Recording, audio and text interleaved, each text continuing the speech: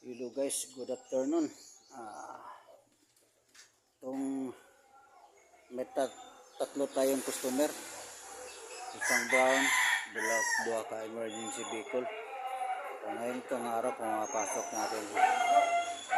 Trabaho to guys kasi yung isa naman ito guys. Tanggalin natin itong guys Wala ito, yung lentas guys. Ayan, hindi pangkalawang kasi di naman ito madala ng kuhan guys. Tulo-tulo pamaagi dito guys. O saan ang gawin ito? Kailangan ba ito katingin ng stud bolt. Siguro ang nangyari yan guys, ito mas okay pa to, pero yan tas wala na.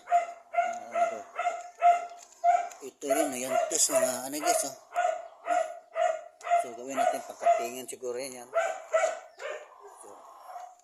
So katong isa itong situs liyo itong lumboy ito guys alternator di nagsa-charge, nag-init, tapos yung try ko pag kasi wala ang brake lang, check ko yung brake, abante lang yung nagbe-brake, gumagana yung soli, walang pressure. So malamang master tingnan natin kasi ba sa lang kasi na i-break up.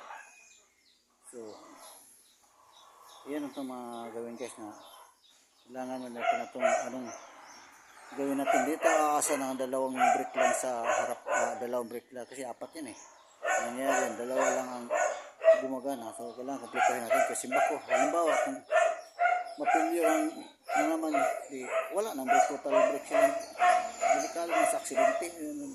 Kaya ni-bike natin sa sakto walang pagganahan yung apat. Ito na naman pag umaahon daw, umuungos yung makina, di umaahon. Ito pa lining, tapos po matakbo ng sticker speed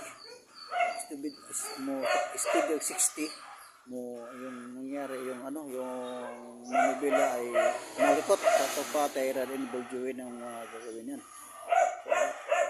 So clutch, pakan, yung light sa ibabaw, sirin gagawa rin. So ito lang guys, ang oras natin ngayon is 11:35, araw ng Lunes, tapos February 17. So ito ang mga gawin natin ngayon guys. So hanggang saan tayo makakatabang nito. Okay, thank you sa panonood.